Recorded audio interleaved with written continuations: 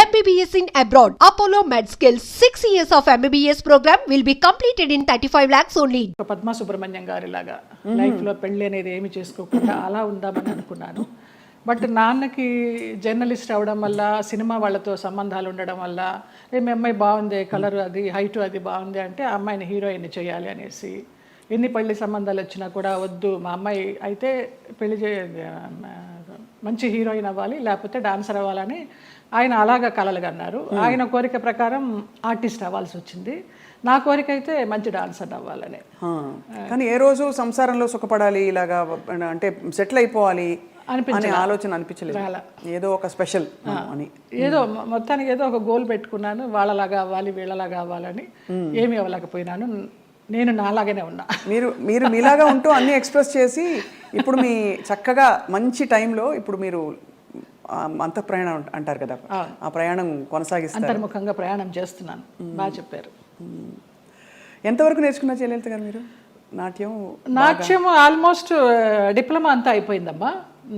Diploma అయిన తర్వాత ఏదో ఎంఏకి కట్టాలని అనుకుంటున్నప్పుడు మూవీ వచ్చింది. నాన్న వాళ్ళ ఫ్రెండ్స్ ఈ పోరాటం మార్పు కోసమని. ఇంకా ఆంధ్ర నాట్యం కూడా నేర్చుకోవాలని నటరాజ రామకృష్ణ గారి దగ్గర 1 year పేయింగ్ గెస్ట్గా ఉండి నేర్చుకున్నాను నేను. ఆ టైంలో నాన్న వచ్చి మా ఫ్రెండ్స్ సినిమా తీస్తున్నారు, అందులో హీరోయిన్కి డాన్సర్ అయి ఉండాలి, క్లాసికల్ డాన్సర్, నువ్వు నువ్వు చేయాలి అనేసి అన్నారు. ఇంకా రూమ్లోకి వెళ్ళిపోయి గడిపెట్టేసుకుని ఏడుస్తూ కూర్చున్నాను. నేను డాన్సర్ అవ్వాలనుకుంటే నన్ను సినిమాల్లోకి చేర్చడం ఏంటి, వెళ్ళనని. అప్పుడు నటరాజ రామకృష్ణ గారు, కళాకృష్ణ గారు నచ్చజెప్పి, నాన్న ఫ్రెండ్సే కదా తీస్తున్నది, వెళ్ళు, నచ్చితే చెయ్యి, కంటిన్యూ చెయ్యి, ఆఫర్లు వస్తాయి, లేకపోతే మళ్ళీ డాన్సర్గానే ఉండిపోదు అని నచ్చజెప్పి పంపించారు. ఇంకా వన్స్ ఆ రంగంలోకి వెళ్ళిన తర్వాత మరి నచ్చిందా మీకు సినిమా ఇండస్ట్రీ ఎక్స్పీరియన్స్? అది మొదట్లో నచ్చలేదనే చెప్పాలి. తర్వాత రాను రాను ఇంకా ఫ్యామిలీ అంతా నా కోసం అని షిఫ్ట్ అయిపోయి వాళ్ళు ఇబ్బందులు పడుతున్నప్పుడు, లేదు వీళ్ళందరి కోసమన్నా నేను ఇష్టపడి చేయాలని అలాగా కాంప్రమైజ్ అయిపోయి చేసినవే. చాలామంది నటీమణులు ఈ మధ్య కాలంలో నేను కలుస్తున్న వారు, నాకు యాక్చువల్లీ అప్పుడు ఇష్టం లేదు కానీ పరిస్థితుల ప్రభావం, ఆర్థిక పరిస్థితులను కూడా చెప్పారు. మీకు అటువంటి ఇబ్బందులు వచ్చాయి? ఆర్థిక పరిస్థితుల వల్లనే కదా, మరి మేము చాలా మిడిల్ క్లాస్, మరి లోయర్ మిడిల్ క్లాస్ అని చెప్పలేము, అప్పర్ మిడిల్ క్లాస్ అని చెప్పలేము, via media middle class.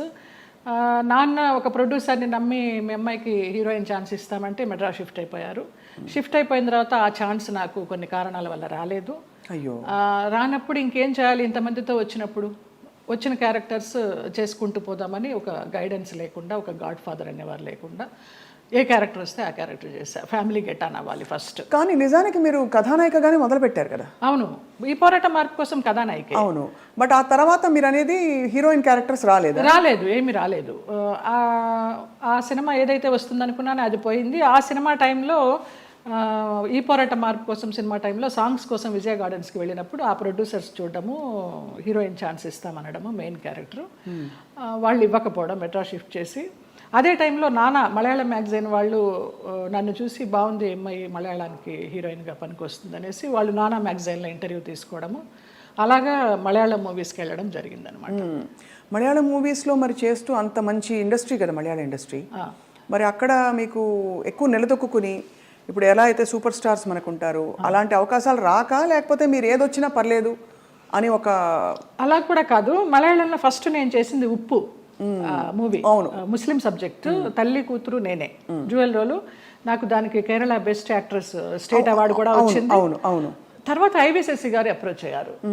Approach అయితే మంచి డైరెక్టర్. అప్పుడు అంటే తెలియదు మనకి ఎలా ఉంటుంది, ఊరికే అవుట్లైన్ చెప్తారు కానివ్వండి, మంచి గ్లామర్ రోలు, కమల్ హాసన్ గారి పక్కన అనేసరికి చాలా ఆనందంగా ఉంటాం కదా.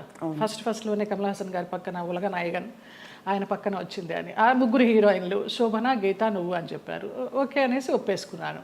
అది కట్ చేస్తే విలన్ వైఫ్ వ్యాంపిష్. దాని తర్వాత రామానాయుడు గారు ఇంద్రుడు చంద్రుడిలో కమల్ హాసన్ గారి సెక్రటరీగా ఎవరు బాగుంటారంటే కమల్ హాసన్ గారు నన్ను రికమెండ్ చేశారు. ఆ అమ్మాయి ఎవరో చేసింది జయలలిత, చాలా బాగుంది, ఆ అమ్మాయిని పెట్టండి అని. అలాగే ఇంద్రుడు చంద్రుడిలో కూడా ఒక టైప్ ఆఫ్ వ్యాంప్. అలా అలా కంటిన్యూ అయిపోయినాయి. కానీ శృతిలయల్లో ఒక పాంచాలి క్యారెక్టర్ కానీ, రాజశేఖర్ని మాయ చేసి అతని చేత ప్రోగ్రామ్స్ ఇప్పించి కమిషన్లు అవి తీసుకుని ఆ టచ్ ఉన్నవే వచ్చినాయి అన్నీ నాకు. ఒకలా చూస్తే దానికి ఒక ప్రత్యేక స్థానం ఉంది, అదేం తక్కువని కాదు. కానీ కాదు, అప్పట్లో కాలంలో ఎల్వి జయలక్ష్మి గారు వాళ్ళు ఎంత బాగా చేసేవారు అది. కానీ అది స్వర్ణయుగం. దానికి తగ్గట్టుగా వాళ్ళు అంత ఎలివేట్ అయ్యారు. ఇక కొంచెం కొంచెం రాను రాను వెండి యుగాలు, ఈ రాగి యుగాలు ఇవన్నీ వచ్చేసరికి అప్పుడు వాళ్ళు డాన్సర్స్ చేసిన, వ్యాంప్ చేసిన, హీరోయిన్స్ చేశారు, అన్నీ చేశారు. ఆ డైరెక్టర్స్ అంత క్రియేటివిటీ ఉన్న డైరెక్టర్స్ ఇప్పుడు వాళ్ళు కాదని చెప్పడం లేదు. వాళ్ళు ధైర్యం చేసి అన్ని రకాల క్యారెక్టర్లు ఇచ్చేవారు ఒక ఆర్టిస్ట్కి. గిరిజ గారు మామూలుగా కమెడియన్ చేసి నాగేశ్వరరావు గారి పక్కన హీరోయిన్ చేయలేదా? అలా మా తరానికి వచ్చేసరికి వ్యాంప్ అంటే వ్యాంపే, చెల్లెలంటే చెల్లెలే, అలాగైపోయింది. సరే ఏదో ఒకటి మనకి కళారంగం మనల్ని ఆదరించింది, అభిమానంగా పిలుస్తున్నారు, మన కుటుంబాన్ని పోషిస్తోంది అనే ఒక సద్బుద్ధితోనూ ఒక మంచితనంతోనే గెట్ ఆన్ అవుట్ వచ్చి, అంటే దాదాపు జీవితం నిర్ణయించిన విషయాలని మీరు స్వీకరిస్తూ ఒక నదిలా ప్రవహిస్తూ వచ్చేసారు. అంతే. అది కొంచెం మెచ్యూరిటీ వచ్చిన తర్వాత ఇంకా ఇది కర్మ సిద్ధాంతాన్ని నమ్మడం అలవాటు చేసుకున్న తర్వాత మనకి ఏది ప్రాప్తమో అదే, ఏది రావాలో అదే వస్తుంది, ఎప్పుడు రావాలో అప్పుడే వస్తుంది అన్న తర్వాత మనసుకి చాలా ప్రశాంతంగా హాయిగా ఉంది. గాఢమైన ప్రేమలో పడ్డారు కదా? అవునమ్మా, మలయాళం డైరెక్టర్. అది కూడా ఎలా పడాల్సి వచ్చిందంటే, నేను డేట్స్ ఇచ్చినప్పుడు నాన్న నాకు తెలియకుండా వేరే క్రాస్ బెల్ట్ మణి అని మన హీరోయిన్ మీనా వాళ్ళ మేనమామ, ఆయన కూడా ఒక కాలంలో ఒక ఈ సి గ్రేడ్ టైప్ ఆఫ్ మూవీస్కి మంచి పెట్టింది పేరు ఆయన. నేను చేసే సినిమాలు కూడా సి గ్రేడ్ సినిమాలే, అప్పుడు బీసీ గ్రేడ్. మీరు అంత ఓపెన్ గా సిగరెట్ సినిమాలు చేశానని చెప్తున్నారు కదా, అది ముచ్చటేసని చూసి ఎంత నిజాయితీగా చెప్తున్నారని చెప్పండి మ్యామ్. ఆ టైంలో నాన్న వాళ్ళకి ఇచ్చారు, నేను వీళ్ళకి ఇచ్చాను. అప్పుడు ఆ లొకేషన్కి వచ్చి ఆయన రౌడీయిజం చేయపోయినారు, క్రాస్ బెల్ట్ మని. అప్పుడు ఇతను నేను భయపడి ఏడుస్తుంటే నన్ను ఒక రూమ్లో ఉంచి, నీకెందుకు, నేను ఉన్నాను కదా, నేను సమాధానం చెప్పి పంపిస్తాను, వాళ్ళు మాకు చుట్టాలి అన్నట్టుగా అలాగే పంపించేసరికి అబ్బా నా లైఫ్ని సేవ్ చేసి అతను దొరికాడు అన్నట్టుగా బ్లైండ్గా పడిపోయినా ప్రేమలో. ఆ తర్వాత బ్రహ్మానందం గారి డైలాగ్ లాగా ప్రేమించింది తర్వాత ప్రేమించాల్సి వచ్చింది అన్నట్టుగా కొంచెం కొంచెం తెలుస్తుంది అతని గురించి 7 yearsలో. అయినా కూడా ఏదో మొహమాటం లాగా కమిట్ అయిపోయినాం అన్నట్టు కదా అన్నట్టుగా చేస్తూ వచ్చాను. అందరూ చెప్తూ వచ్చారు పెద్ద జెన్యూన్ కాదు, చూసుకో అనేసి.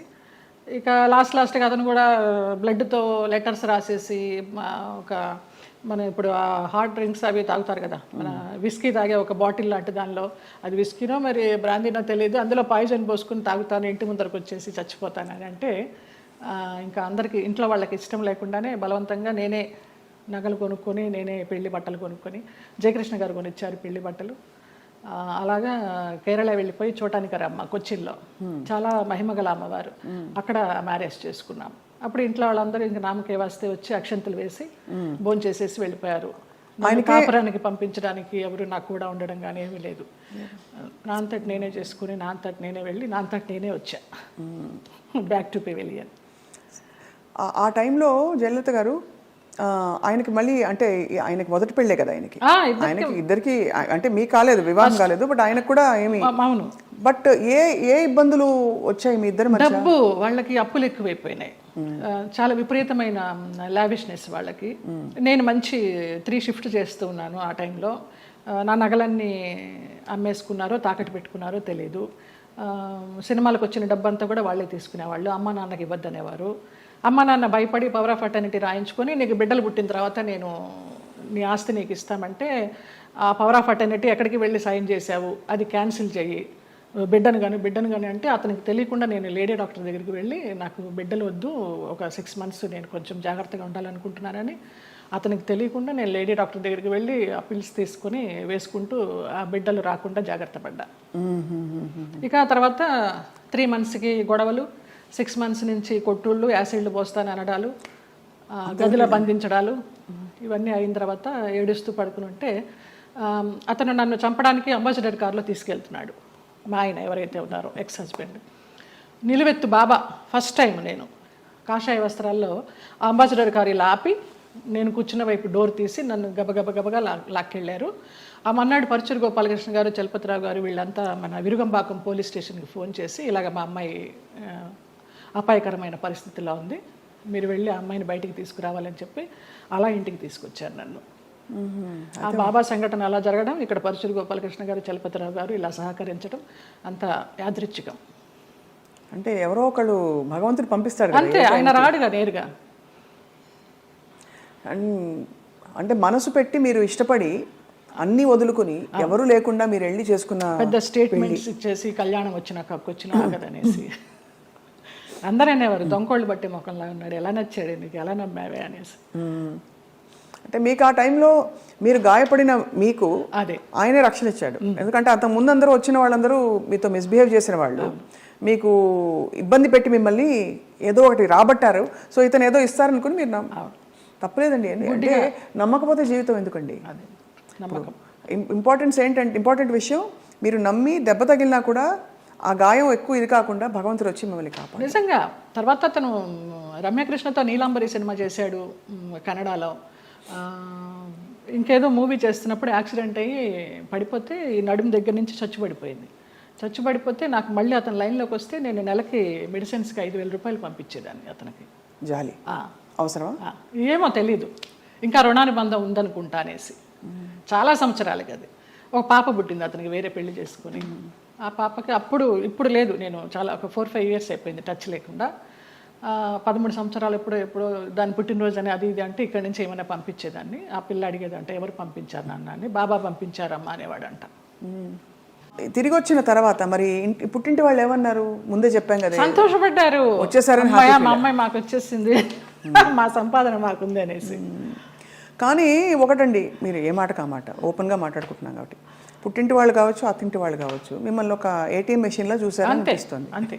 దానికోసం మీరు నలిగిపోయి మీరు లోపల ఇదైపోయి వెళ్ళి అప్పుడు నలగడాలు కూడా మనకి తెలియదు, అంత జ్ఞానం కూడా లేదు కాబట్టి మీకు సంతోషం. అంటే ఇగ్నోరెన్స్ ఇస్ బ్లిస్ అంటారు ఇంగ్లీష్లో. అదే ఏమో అది. నేను తెలుగు మీడియం, ఇంగ్లీష్ కూడా పెద్దగా బిఏ తెలుగు మీడియం. అంటే సింపుల్గా చెప్పాలంటే ఎవరి పిచ్చి వారికి రక్షణ, ఆనందం కాకపోయినా మీకు తెలియనితనమే మీకు మళ్ళీ కాపాడింది. ఆ తర్వాత మళ్ళీ ఇప్పుడు సినిమాలు వరుసగా పరచూరు గోపాలకృష్ణ గారు, ఎంత చలపతిరావు గారు మీకు చేసిన వాళ్ళే నిలబెట్టారమ్మ. తర్వాత రామానాయుడు గారు వాళ్ళంతా వాళ్ళే నిలబెట్టారు. కాకపోతే అప్పుడు ఉన్నంత ఇది డిమాండ్ లేకుండా ఉండే. ఒకసారి పెళ్లి చేసేసుకుని వెళ్ళిపోయి మళ్ళీ వచ్చి నా క్యారెక్టర్లన్నీ అప్పుడు సనా చేసేది ఆ గ్యాప్లో. ఆ తర్వాత అలా వచ్చినాయి కానీ ముందరంత ఆ 90sలో ఉన్నంత డిమాండ్ లేదు. అంటే ఇది మరీ ఎక్కువ మొన్ననే అంటే ఒక 20-25 ఏళ్ళ అంటే 92 సెప్టెంబర్ 3 మ్యారేజ్ చేసుకున్నాను. 93 సెప్టెంబర్ 3 1 ఇయర్ మ్యారేజ్ డే రాకుండానే విడిపోయాం మ్యూచువల్ అండర్స్టాండ్ మీద. తర్వాత ఏమి ఇబ్బంది పెట్టలేదా మిమ్మల్ని? ఏం లేదమ్మా అసలు. ఇంకేముంది, అన్ని తీసేసుకున్నారు కదా, ఇంకేముంది ఇబ్బంది పెట్టడానికి. డబ్బులు తీసేసుకున్నారు? తీసుకున్నారు. చాలా ఖర్చు. అప్పుల వాళ్ళు వచ్చేవాళ్ళు, ఈయనేమో చనిపోతానని వెళ్ళేవాడు, అమ్మ భర్త సుమంగళితనం పోతుంది ఎలాగా అనేసి చెక్ మీద సంతకం చేసి ఇచ్చేస్తూ ఉండేదాన్ని. ఎంత కోల్పోయారు జయలలిత గారు? పోయింటాయమ్మా ఒక 50 సావరెన్స్ గోల్డ్ లాగా పోయి ఉంటుంది, ఒక 25 lakhs క్యాష్ పోయి ఉంటుంది. సో దాదాపు ఆ రోజుల్లో చాలా ఎక్కువ కదా. 90sలో 2-3 కోట్లు అనుకోండి ఈ రోజులు ఈజీగా. ఆ లెక్క కూడా తెలియదు మనకి.